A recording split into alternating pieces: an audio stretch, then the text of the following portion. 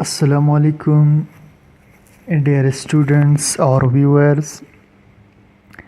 Carbohydrates के chapter में आज हम स्टार्ट करेंगे लेक्चर नंबर 7 और लेक्चर नंबर 7 होगा ओलिगोसैकेराइड्स के बारे में और इसके बाद हम इसमें पढ़ेंगे पॉलीसैकेराइड्स। तो स्टार्ट करते हैं हम ओलिगोसैकेराइड्स से, ठीक है। अब ओलिगोसैकेराइड्स क्या होते हैं? सबसे पहले तो जो इसमें लफ्ज़ ओलिगो है, इसका मतलब होता है फ्यू यानी चंद, ठीक है। और सैकेराइड लफ्ज़ का मतलब होता है शुगर यूनिट्स, यानी ओलिगोसैकेराइड्स चंद शुगर के यूनिट्स पर मुश्तमिल होते हैं। और इसे हम कहेंगे क्या? ओलिगोसैकेराइड्स को हम कहेंगे शॉर्ट चेन्स ऑफ मोनोसैकेराइड्स। क्या कहेंगे इनको? Short chains of monosaccharides. और साथ में ये बात भी करेंगे कि लेस देन 20 मोनोसैकेराइड्स, ठीक है। लेस देन 20 मोनोसैकेराइड्स, यानी इनमें मोनोसैकेराइड्स 20 से कम होंगे, ठीक है। तो ओलिगोसैकेराइड्स में लफ्ज़ ओलिगो का मतलब होता है फ्यू और सैकेराइड का मतलब है शुगर यूनिट्स। और तारीफ़ इसकी करेंगे शॉर्ट चेन्स ऑफ मोनोसैकेराइड्स। ये मोनोसैकेराइड के छोटे छोटे चेन्स होते हैं, लेस देन 20 मोनोसैकेराइड्स, और इनमें 20 से कम मोनोसैकेराइड्स मौजूद होते हैं, ठीक है। अब हम एग्जांपल डिस्कस कर लेते हैं ताकि बात क्लियर हो जाए, ठीक है। तो चलिए जी, मैं ड्रॉ करता हूँ कुछ स्ट्रक्चर्स। ये है पहला स्ट्रक्चर और ये स्ट्रक्चर होगा ग्लूकोज का। किस चीज़ का स्ट्रक्चर होगा? ग्लूकोज का, ठीक है। ये हुआ ग्लूकोज का स्ट्रक्चर। अच्छा, सेकंड स्ट्रक्चर में ड्रा कर रहा हूँ। ये स्ट्रक्चर भी ग्लूकोज यूनिट है, ठीक है। ये स्ट्रक्चर भी क्या है? ग्लूकोज यूनिट ई है, ठीक है।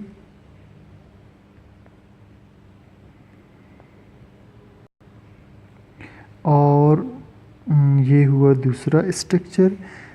इसके साथ में एक और स्ट्रक्चर भी ग्लूकोज का ड्रा कर लेता हूँ, ठीक है।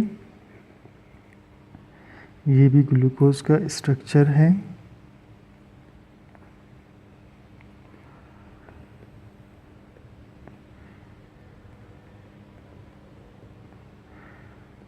ये ठीक है, मैंने ग्लूकोज के 3 स्ट्रक्चर्स ड्रा कर लिए हैं, ठीक है। अच्छा, अब मैं क्या करता हूँ कि ग्लूकोज की ये जो स्ट्रक्चर्स है इनको मैं आपस में मिला देता हूँ, ठीक है। ये स्ट्रक्चर इसके साथ मिल जाएगा और सेकंड स्ट्रक्चर थर्ड स्ट्रक्चर के साथ मिल जाएगा, ठीक है। पहला वाला स्ट्रक्चर इसके साथ मिलेगा और ये वाला स्ट्रक्चर इसके साथ मिलेगा, ठीक है। इस वक्त मैं 3 यूनिट्स को आपस में मिला रहा हूँ। अब ये मिलेंगे कैसे? देखिए जी, यहाँ से OH और यहाँ से H निकलेगा, यानी यहाँ से एक वाटर मॉलिक्यूल रिलीज़ होगा, फिर यहाँ से OH और यहाँ से H निकलेगा, तो यहाँ से भी एक वाटर मॉलिक्यूल रिलीज़ हो जाएगा, ठीक है। जब ये वाटर मॉलिक्यूल, जब ये वाला और ये वाला वाटर मॉलिक्यूल रिलीज़ हो जाएगा तो फिर स्ट्रक्चर किस तरह होगा अभी आप देखते जाएं। अब ये वाटर मॉलिक्यूल यहाँ से रिमूव हुआ, ठीक, ये H को ले जाकर, सही है, यहाँ सिर्फ ऑक्सीजन रह गया। और यहाँ से ये HOH वाटर बन कर के निकल गया, यहाँ भी सिर्फ क्या रह गया? ऑक्सीजन रह गया, ठीक है। अब क्या होगा कि ये इसके साथ ऑक्सीजन के ज़रिए जुड़ जाएगा और ये इसके साथ ऑक्सीजन के ज़रिए से जुड़ जाएगा, ठीक है। तो ये जो पहला ग्लूकोज था ये दूसरे ग्लूकोज के साथ जुड़ गया और दूसरा ग्लूकोज तीसरे ग्लूकोज के साथ ऑक्सीजन के ज़रिए, इस ऑक्सीजन के ज़रिए आपस में जुड़ गए, ठीक है।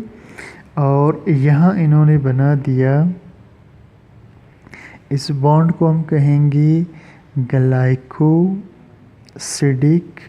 बॉन्ड। क्या कहेंगे इसको? Glycosidic bond. तो इनके बीच ग्लाइकोसिडिक बॉन्ड बन गया और ग्लाइकोसिडिक बॉन्ड बनने के बाद ये जो पूरा यूनिट है, ठीक है, ये इसका नाम है, इसका नाम होगा माल्टो ट्राइओज। क्या नाम होगा इसका? माल्टो ट्राइओज, जो कि एक ओलिगो सेक्राइड है। क्या चीज़ है ये? ये एक ओलिगो सेक्राइड है, माल्टो ट्राइओज, ठीक है। इस ओलिगो सेक्राइड को हम मज़ीद बढ़ा सकते हैं, ठीक है।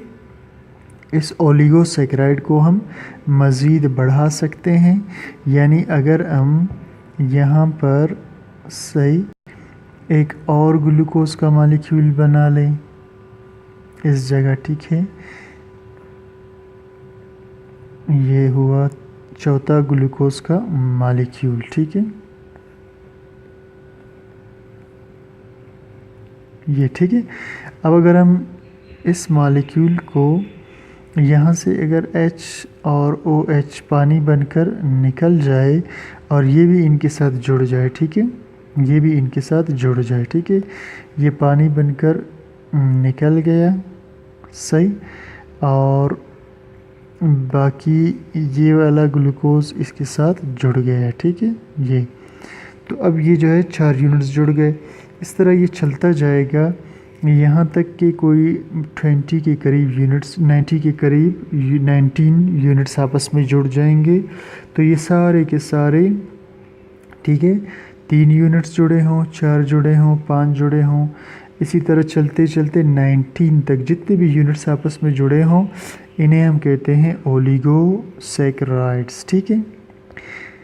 अब हम स्टार्ट करते हैं पॉलीसैकेराइड्स को, ठीक है।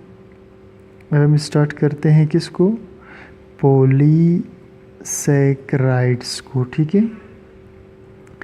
तो स्टार्ट करते हैं पॉलीसैकेराइड्स को, ठीक है। तो अब इसे हम क्या कहेंगे, ठीक है, when number of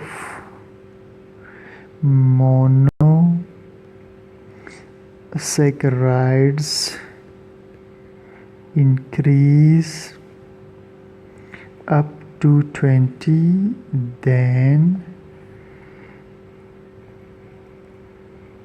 this will be a polysaccharide, ठीक है।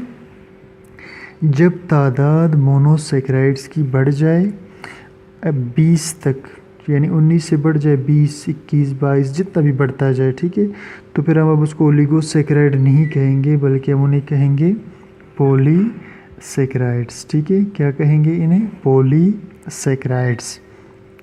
अच्छा, अब जो पॉलीसैकेराइड्स है ये बेसिकली 2 किस्म के होते हैं, ठीक है। पॉलीसैकेराइड्स बेसिकली 2 किस्म के होते हैं, ठीक है। अच्छा, इसमें पहला है ओमो पॉलीसैकेराइड्स। पहला क्या है? ओमो पॉलीसैकेराइड्स।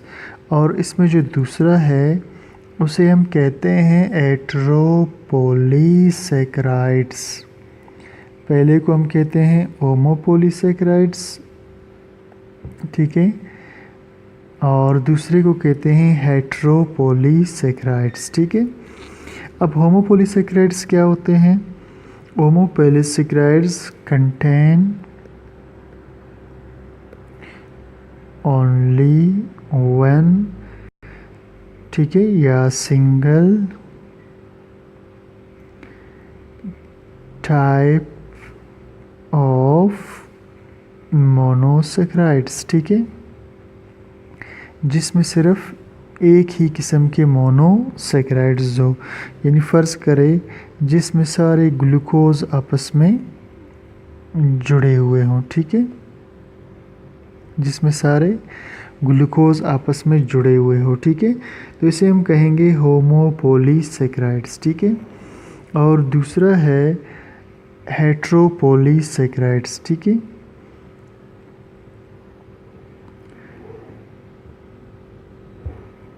अब हेट्रोपोलीसैकेराइड किसे कहेंगे? हेट्रो का मतलब है मुख्तलिफ, तो कंटेन डिफरेंट, ठीक है, और या more than 2 types of monosaccharides, ठीक है, जिसमें एक से ज़्यादा किस्म के मोनोसैकेराइड्स मौजूद हों, उसे हम कहेंगे हेट्रोपोलीसैकेराइड, जिसमें एक से ज़्यादा यानी मुख्तलिफ़ किस्म के मोनोसैकेराइड्स मौजूद हों, ठीक। अच्छा, अब हम आते हैं वापस होमोपोलीसैकेराइड्स पे, ठीक है। होमोपोलीसैकेराइड्स जो है ये फिर मज़ीद जो है हम इसे 2 हिस्सों में तकसीम करते हैं, ठीक है। होमोपोलीसैकेराइड्स ब्रांच्ड भी हो सकते हैं और अनब्रांच्ड भी हो सकते हैं, ठीक है। तो होमोपोलीसैकेराइड्स हैं वो ब्रांच भी हो सकते हैं और अनब्रांच भी हो सकते हैं, ठीक है। अच्छा, अब अगर ये ब्रांच होंगे, ठीक है, तो वो एक जैसे ग्लूकोज यूनिट्स पर मुश्तमिल होंगे, ठीक है।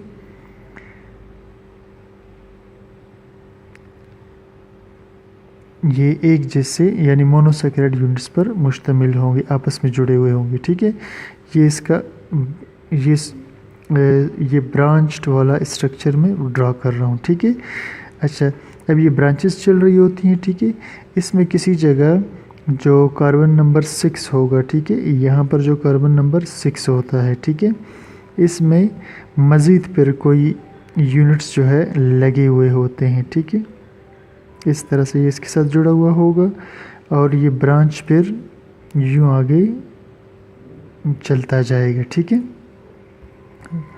तो ये हुआ ब्रांच, ठीक है, जिसमें अब ये एक स्ट्रक्चर चल रहा था, साथ में ये दूसरा स्ट्रक्चर ब्रांच के तौर पर इसके साथ चलना शुरू हो गया, ठीक है। इसे हम कहेंगे ब्रांच्ड होमोपोलीसैकेराइड्स। और अनब्रांच में क्या होगा?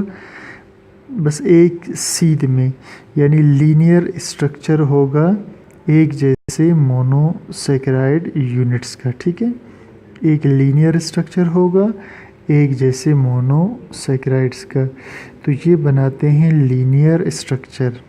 ये क्या बनाते हैं? Linear structure. और यहाँ ब्रांच्ड स्ट्रक्चर बनता है, ठीक है, उसमें ब्रांच होंगे। अब लीनियर स्ट्रक्चर के अंदर जो बॉन्डिंग होगी, ठीक है, लीनियर स्ट्रक्चर में जो बॉन्डिंग होगी वो अल्फ़ा 1,4 बॉन्ड्स होंगे, जबकि अगर हम ब्रांच स्ट्रक्चर की बात करें इसमें हमें 2 किस्म के बॉन्ड्स नज़र आएंगे। एक तो अल्फ़ा 1,4 बॉन्ड्स नज़र आएंगे और सेकेंडली इनके बीच हमें, ठीक है, इनके बीच हमें अल्फ़ा 1,6 बॉन्ड्स भी नज़र आएंगे। अल्फ़ा 1,4 बॉन्ड्स भी मौजूद होंगे और इनके बीच अल्फ़ा 1,6 बॉन्ड्स भी होंगे, ठीक है। अब हम आते हैं हेट्रोपोलीसैकेराइड की तरफ दोबारा, ठीक है। यहाँ हम डिस्कस कर रहे थे हेट्रोपोलीसैकेराइड्स को, ठीक है। तो हेट्रोपोलीसैकेराइड्स भी फिर 2 किस्म के होते हैं, ठीक है। ये भी ब्रांच्ड हो सकते हैं और अनब्रांच्ड हो सकते हैं, ठीक है, बिल्कुल होमोपोलीसैकेराइड्स की तरह, ठीक है। ब्रांच भी हो सकते हैं और अनब्रांच भी हो सकते हैं, ठीक है। तो इसमें के डिटेल में जाने की ज़्यादा ज़रूरत नहीं है, बिल्कुल उसी की तरह ब्रांच भी होंगे और अनब्रांच्ड भी होंगे, ठीक है। और मैंने बता दिया आपको कि ब्रांच वालों में अल्फ़ा 1,4 बॉन्ड्स के साथ साथ अल्फ़ा 1,6 बॉन्ड्स भी मौजूद होंगे और इसमें सिर्फ अल्फ़ा 1,4 बॉन्ड्स ही मौजूद होते हैं। ठीक हो गया जी।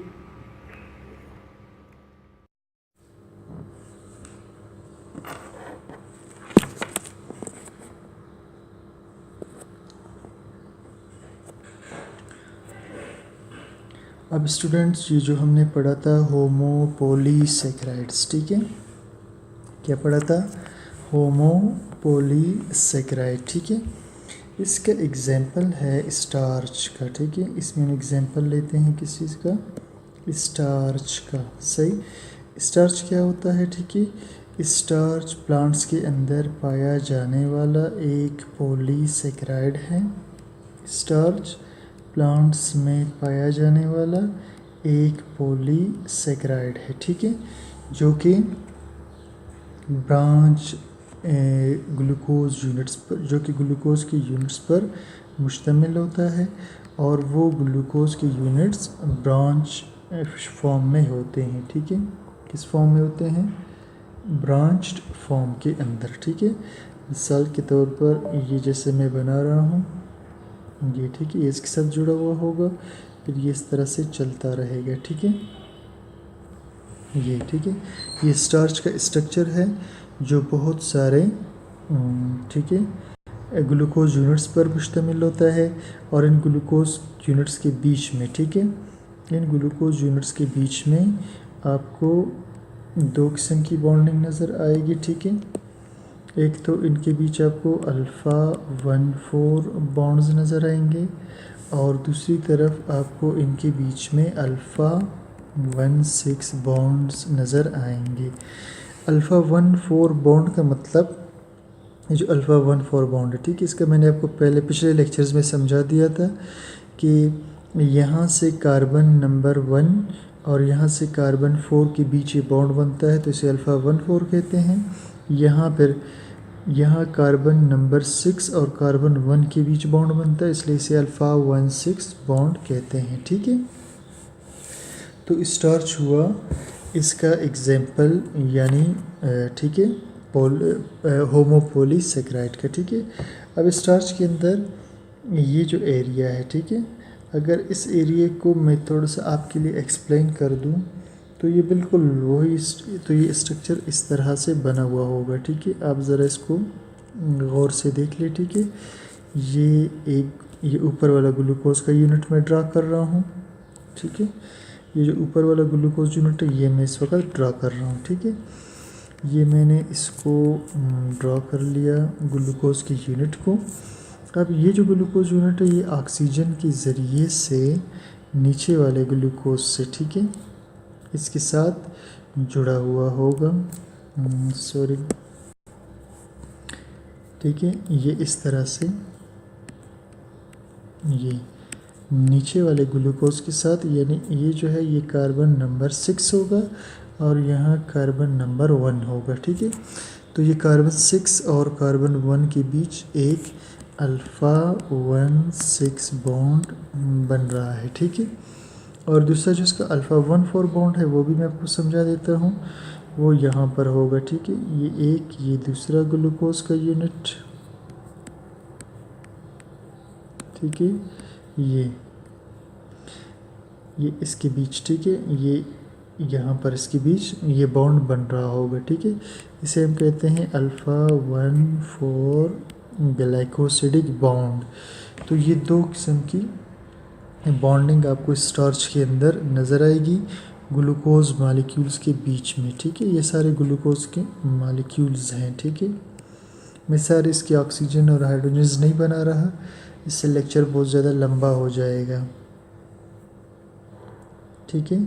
तो अभी जो हमने डिस्कस किया इस वक्त तक ये, ठीक है, होमोपोलीसेकेराइड्स को और हेट्रोपोलीसेकेराइड्स को, ठीक है।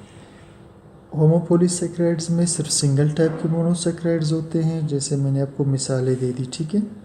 और हेट्रोपोलीसेकेराइड में एक से ज़्यादा किस्म के, ठीक है, मोनोसेकेराइड्स मौजूद हो सकते हैं, ठीक है। एक से ज़्यादा किस्म के मोनोसेक्राइड्स मौजूद हो सकते हैं।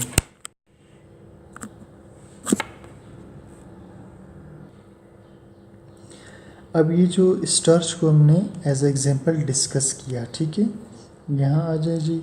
ये जो स्टार्च को हमने एज एग्जांपल डिस्कस किया अभी, ठीक है। तो स्टार्च ये दो किस्म के चेन्स पर मुश्तमिल होता है। एक को कहते हैं हम एमाइलोज और दूसरे चेन को हम कहते हैं एमाइलोपेक्टिन से। अब एमाइलोज और एमाइलोपेक्टिन में फ़र्क ये है कि एमाइलोज एक लीनियर स्ट्रक्चर होता है स्टार्च के अंदर, ठीक है। यानी स्टार्च जो है लीनियर एमाइलोज ग्लूकोज यूनिट्स पर भी मुश्तमिल होता है और इसके साथ साथ इसमें ये ब्रांच चेन वाला सिलसिला भी मौजूद होगा, ठीक है।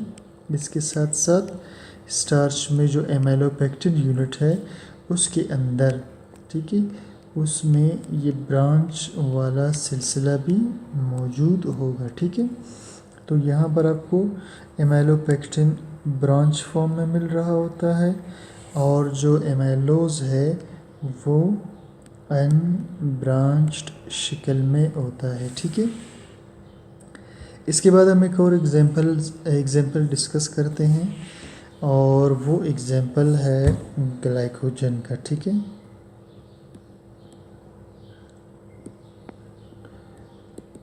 एक और एग्जांपल हम पॉलीसेकेराइड का डिस्कस करते हैं ग्लाइकोजन। और ग्लाइकोजन क्या होता है, ठीक है, स्टोरेज, ठीक है, इसे हम कहते हैं storage form of food in animals, ठीक है।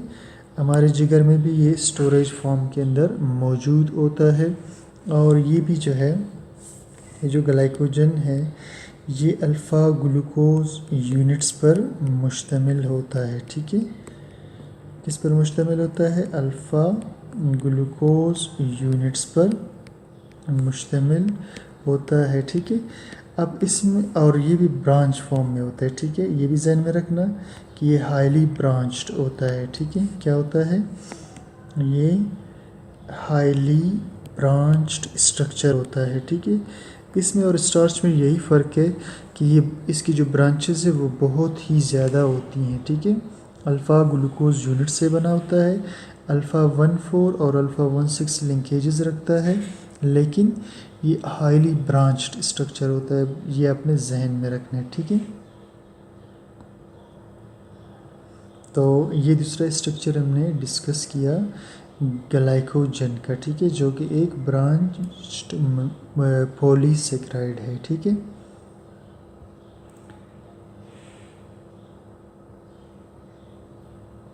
तो स्टूडेंट्स यहाँ पर हम इसके अलावा और भी बहुत सारे एग्जांपल्स हैं पॉलीसेकेराइड्स के, ठीक है, जैसे कि फर्स्ट जैसा कि जो है डेक्स्ट्राइन वगैरह है, ये भी पॉलीसेकेराइड का एक एग्जांपल है डेक्स्ट्राइन, ठीक है।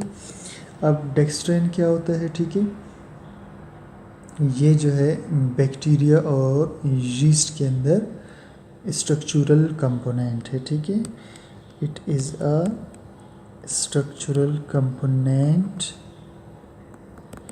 इन बैक्टीरिया एंड यीस्ट, ठीक है। स्ट्रक्चरल कंपोनेंट है किसके अंदर? बैक्टीरिया और यीस्ट के अंदर। अच्छा, अब इसमें ये ज़हन में आपने रखना है, ठीक है, कि इसके अंदर जो बॉन्डिंग होगी वो अल्फ़ा 1,3 एंड अल्फ़ा 1,6 बॉन्डिंग होगी ग्लूकोज मॉलिक्यूल्स के बीच या मोनोसेकेराइड्स के बीच। इसमें आपको अल्फ़ा 1,6 और अल्फ़ा 1,3 बॉन्डिंग मिलेगा, ठीक है। अब अल्फ़ा 1,6 और अल्फ़ा 1,3 बॉन्डिंग से क्या मुराद है, किस तरह से ये बॉन्डिंग हो रही होगी, ठीक है। मैं आपको ज़रा एक स्ट्रक्चर बनाकर थोड़ा सा समझाने की कोशिश करता हूँ, ठीक है। ये स्ट्रक्चर आप देख रहे हैं, ठीक है, ये वाला, ये अल्फ़ा 1,6 बॉन्ड इस वक्त ये जो स्ट्रक्चर मैं बना रहा हूँ ग्लूकोज यूनिट्स, ठीक है। यहाँ पर देखना जी, यानी एक ग्लूकोज का जो है, ठीक है, तीसरा ये मैं बना लेता हूँ ग्लूकोज का मॉलिक्यूल, ठीक है। ये इसका कार्बन नंबर 1 हुआ, ये इसका कार्बन 2 हुआ, ये इसका कार्बन 3 हुआ, ये इसका कार्बन 4 हुआ, ठीक है, ये इसका कार्बन 5 हुआ और ये इसका कार्बन 6 हुआ, ठीक है। अब ये जो कार्बन 3 है, ठीक है, ये इसके साथ जुड़ा हुआ होगा, ठीक है, यानी यहाँ जो कार्बन 1 है ये इधर कार्बन 3 के साथ जुड़ा होगा, इसे हम कहेंगे अल्फ़ा 1,3 बॉन्डिंग, ठीक है, या ग्लाइकोसिडिक बॉन्डिंग। ये आपको समझ में आ गई बात, ठीक है। यहाँ पर ये देखिए जी, यहाँ पर मैं बात कर रहा हूँ, यहाँ एक ग्लूकोज का कार्बन 1 दूसरे ग्लूकोज के कार्बन 3 के साथ बॉन्ड बना रहा होगा, इसे हम कहेंगे अल्फ़ा 1,3 बॉन्डिंग। क्या कहेंगे इसे? अल्फ़ा 1,3 बॉन्डिंग, ठीक है। और यहाँ पर दूसरी तरफ इसमें, ठीक है, ये कार्बन नंबर 6 हुआ, ठीक है, ये कार्बन नंबर इसका 6 हुआ, ठीक है। तो अगला जो ग्लूकोज यूनिट होगा वो कार्बन नंबर 6 के साथ जुड़ा हुआ होगा, ठीक है, ऑक्सीजन के ज़रिए, ठीक है। तो दूसरा ये कार्बन नंबर 6 के साथ ऑक्सीजन के ज़रिए से जुड़ा हुआ होगा, ठीक है। तो यहाँ पर इसमें बन रहा है अल्फ़ा 1,6 बॉन्डिंग, ठीक है, अल्फ़ा 1,6 बॉन्डिंग। यहाँ पर इसमें अल्फ़ा 1,6 बॉन्डिंग बनेगा क्योंकि ये कार्बन नंबर 1 और ये 6 है, और यहाँ इसमें कार्बन 1 कार्बन 3 के बीच ऑक्सीजन के ज़रिए बॉन्ड बनेगा, इसे हम कहेंगे अल्फ़ा 1,3 बॉन्डिंग। तो ये डेक्स्ट्रेन का स्ट्रक्चर है जिसमें अल्फ़ा 1,6 बॉन्डिंग बन रहा होता है, ठीक हो गया जी। तो इतने एग्जांपल्स काफ़ी है, यहाँ पर हम लेक्चर को ख़त्म करते हैं। तो मिलते हैं इंशाल्लाह नेक्स्ट लेक्चर के